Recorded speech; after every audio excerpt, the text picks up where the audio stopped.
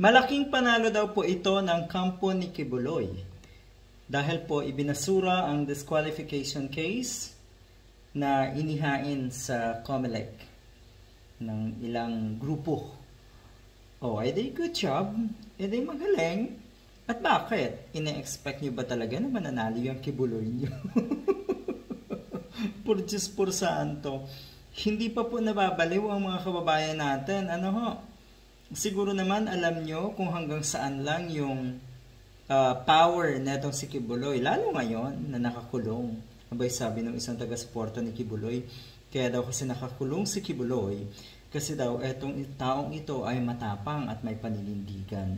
Aba, edi sana ang daming nakakulong ngayon. Kasi marami pong mga kababayan natin ang innate, yung natural, yung tapang at paninindigan. O di lahat ng kakamping pala ay dapat nakakulong ngayon. Kakaiba rin. Akala nyo talaga tagumpay ito? Uulitin ko sino may sabing mananalo si Kibuloy? Kung naalala nyo po si Marcoleta nung huling eleksyon. O diba? Umatras. Baka nga eto, diba? Hindi pa man nagsisimula ang pangampanya ay aatras na. Siya na mismo.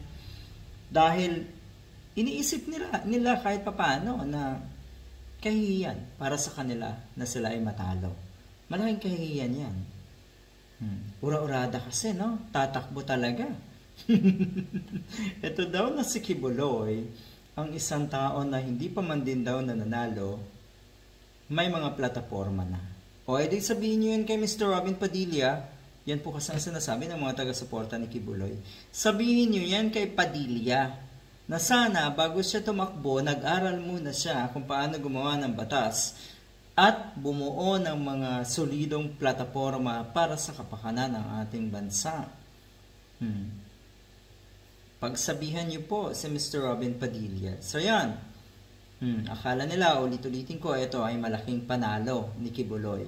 Ibinasura ng Commission on Elections ang disqualification case na isinampa laban sa suspected child abuser na si Apollo Kibuloy para hindi makatakbo sa pagkasenador sa darating na 2025 elections.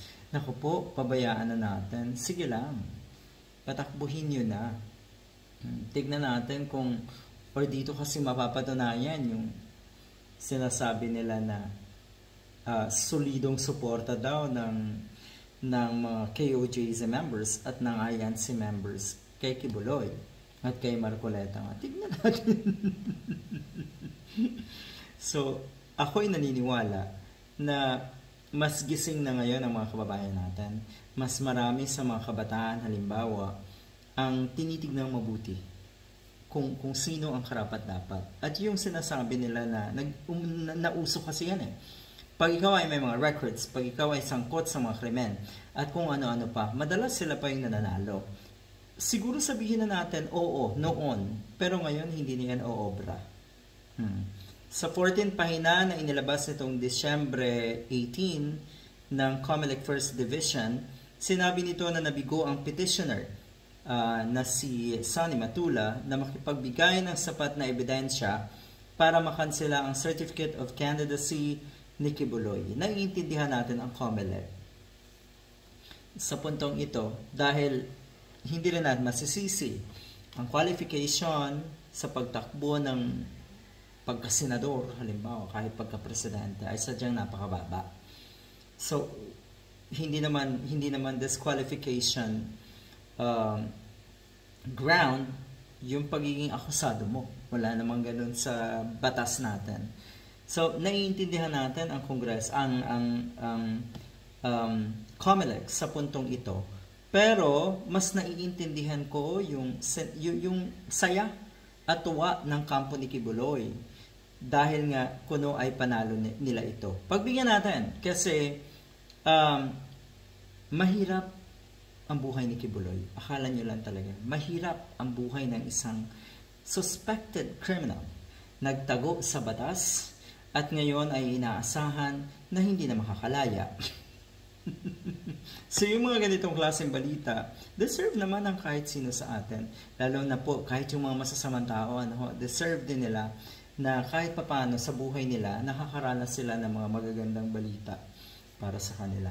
Good luck!